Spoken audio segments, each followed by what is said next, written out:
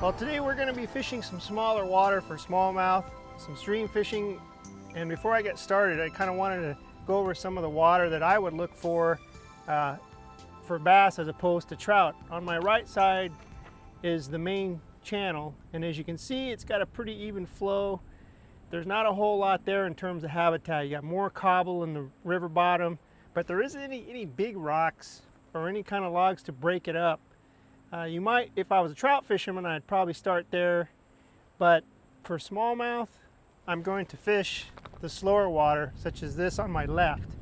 And there's a channel right here that comes into the main part of the river, and the bass will seek this quiet water, especially where all these weeds are. It deepens on the far side of that channel, and they'll be moving in and out of near those weeds looking for damsels or dragonflies or whatever's over there for them to catch and eat. So I'm just going to work this side and see if anybody's home. And today I'm going to be fishing a hopper pattern on a double tapered floating line with a lot of deer hair on top of it to give it high floating. Because of the clear water, I'd probably crouch, but the breeze on top of the water will riffle the water enough to obscure the fish's vision from being spooked by me. So here we go.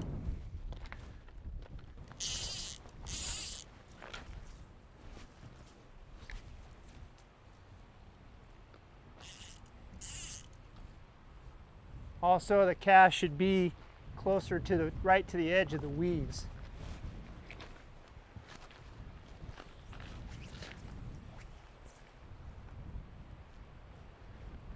Let it pause and then just kind of twitch it.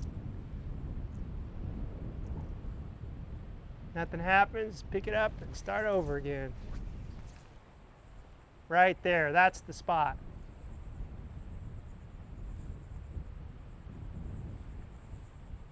Give it a little chug.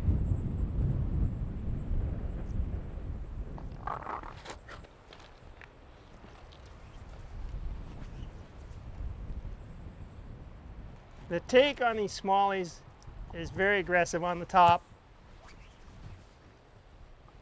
And I compared to trout, well, it's a good strike.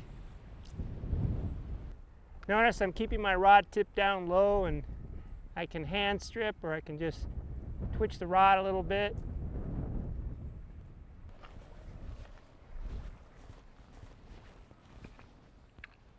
When I'm fishing this slack water, as warm it is, the water's like probably 70 plus degrees, and I like to start with poppers. They're very aggressive on top.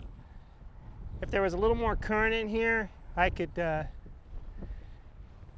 indicator fish with nymphs. Can also, if the channel was a lot deeper, I could throw a sink tip with like a girdle bug.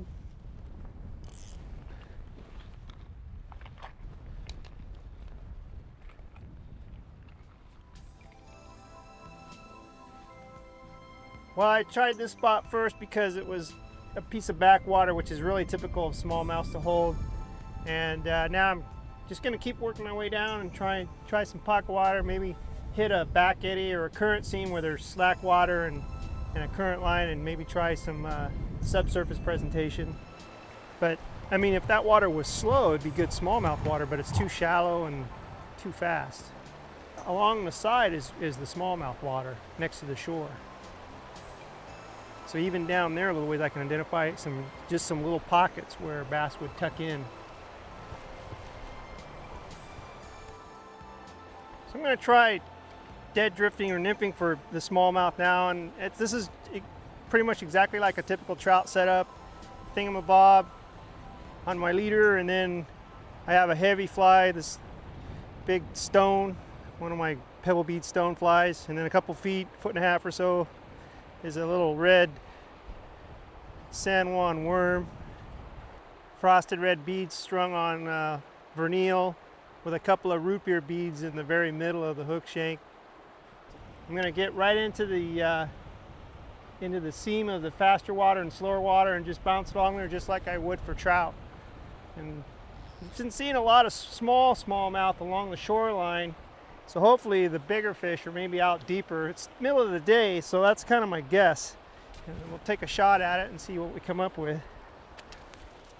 I'm gonna go out, wait out here just a little ways and fish this just like I would for trout. I'm gonna make my presentation just inside that faster water where it's a little bit deeper.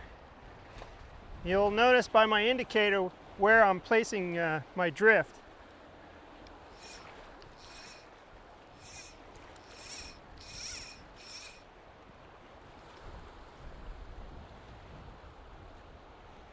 Keep drifting through this seam here, where you can see where it's a little bit slower, where the indicator is.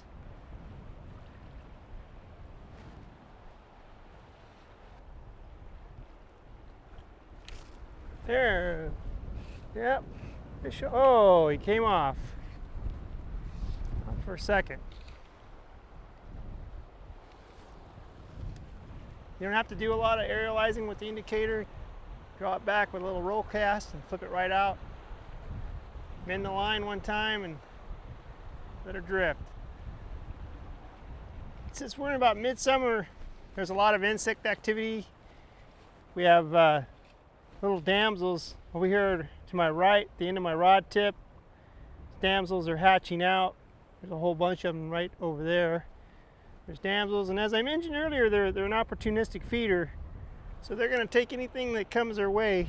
And there's crayfish, probably types of different kinds of minnows and sculpin. Lots of bugs. I saw some caddis. There's stoneflies here. So they're going to eat anything that they can get their mouths on. But you know that's the beauty of smallmouth fishing, is you don't have to like finesse fish with small bugs. I mean, you shouldn't have to go anything smaller than a size 10. And I think, you know, that's small enough.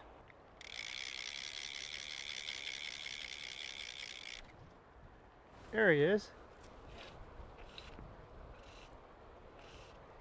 You know, the funny thing is, this wasn't a dead drift. I was actually stripping the line in, and he hammered it. So I'm going to go to a more aggressive approach and put on something that I can retrieve that's got action, because that's what they're doing. They rather have something that's moving in front of them as opposed to a dead drift, which again, that's, you know, a little bit different than the trout. The trout take dead drifted nymphs, and the smallmouth aren't into it today.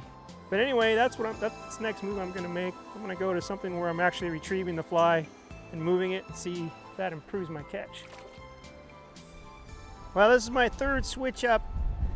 I'm going to go to a girdle bug because when I was nymphing, I was picking up the fish as I was dragging my line in, as opposed to a dead drift out there in a little bit deeper water. So hopefully this is going to be the ticket now, and I'm using the girdle bug. Light olive body with yellow rubber legs and a bright yellow green glass bead on the head there.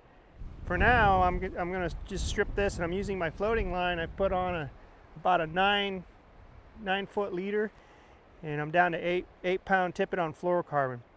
All right, so let's give it a whirl.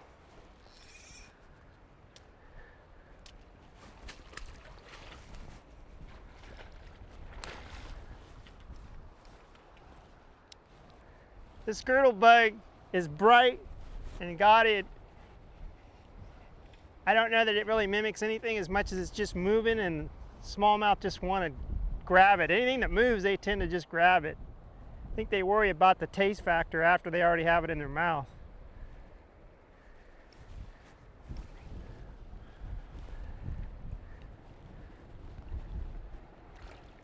Oh, there he was. Now that came right out of the deeper water, and it was swinging. So that just goes to show you, that was like my second cast, and I swung it out of that deeper water, and little Mr. Smalley came up and nailed it.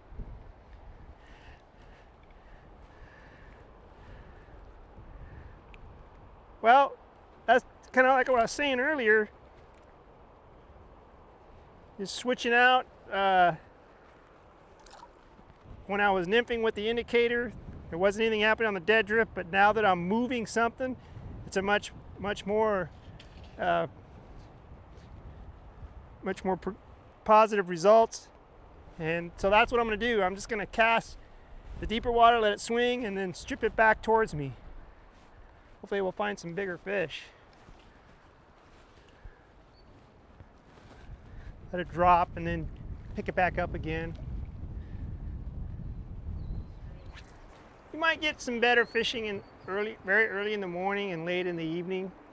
Also, the bigger fish may come out of the deeper lies and move into the shallows for feeding, which is pretty typical with most predator type fish. Well, that's a good fish. I don't know what that, oh, he got me on a rock. It felt a lot bigger, but he had me on a rock. And this one is a little bit bigger maybe. It's a pretty good tussle.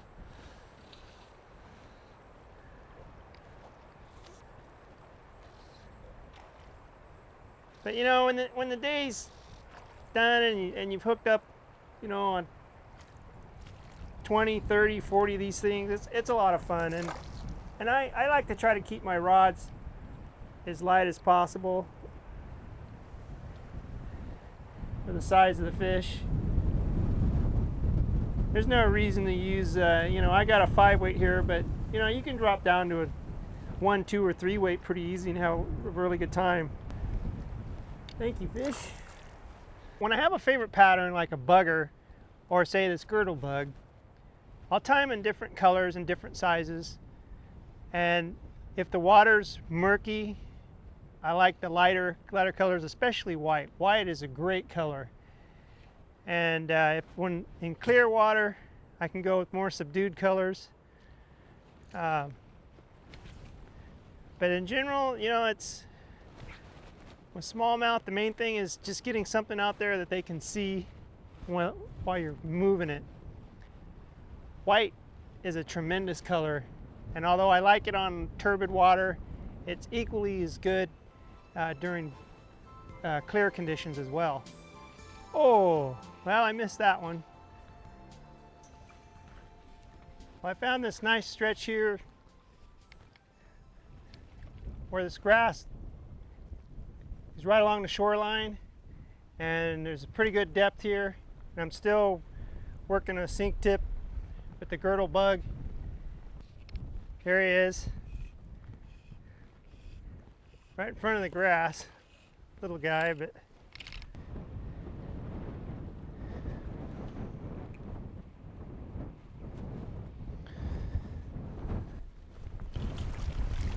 I really like, for smallies, when I can find some depth with the grass or the reeds, they seem to really hold the bass.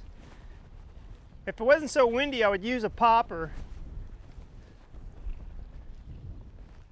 I'm just going to go ahead and stick with this sinking line and the girdle bug.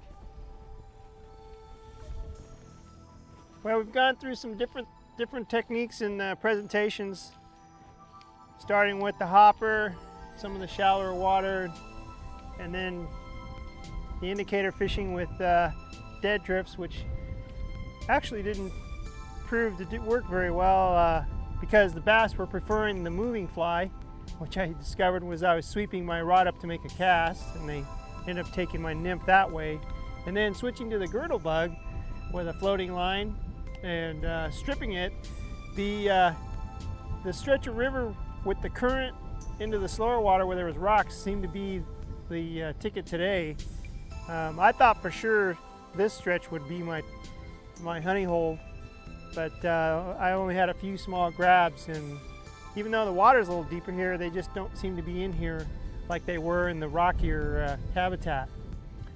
But that's kind of how it is. You just got to keep moving, keep switching until you find a method that works. And you know, maybe a day where there's a lot of hoppers and all of a sudden they're keying in on those hoppers, and you know, the surface presentation will work really well. But one thing about smallmouths, once you get into them, you have some really good fishing. And the nice thing about fishing the small water is that it's easy to fish. You know, there's a lot of different lies, and you know, you can break the river down really easily and just keep trying and moving until you find where the fish are.